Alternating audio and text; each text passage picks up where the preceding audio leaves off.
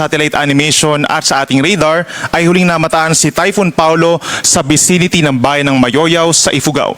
Taglay nito ang hangin na 120 kilometers per hour malapit sa kanyang gitna, so bahagyang humina po ito at meron itong taglay na hangin or gustiness na hanggang 200 kilometers per hour. So typical po sa mga bagyo na nasa ating kalupaan na malaki yung difference between the maximum sustained winds at yung mga pagbugso ng hangin. Samantala yung pagkilos naman ito ay bumilis 30 kilometers per hour, patuloy na kumikilos west-northwest palabas ng ating West Philippine Sea, no? Pagsapit po mamayang early afternoon or late afternoon or early evening.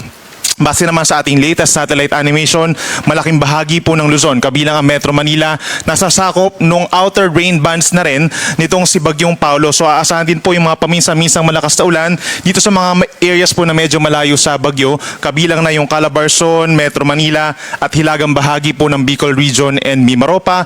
Affected din po ng outer rain bands ng Bagyo itong bahagi po ng Panay Island, lalo na yung may Antique and Iloilo areas, as well as yung mga localized thunderstorms o yung mga pulupulong pag-ulan or pagkidlat, pagkulog, nararanasan din silang areas pa po ng Visayas and Mindanao. Base rin sa ating latest satellite animation, meron tayong mga kumpol ng ulap pa rin na may monitor dun sa may Philippine boundary natin sa may silangan ng Visayas. At isa pang kumpol ng ulap po, far east of extreme northern Luzon. At patuloy natin i-monitor for possible formation na rin. But in the next 3 days, wala namang threat ang mga ito sa ating bansa at hindi rin inaasahan pa na magiging isang bagyo.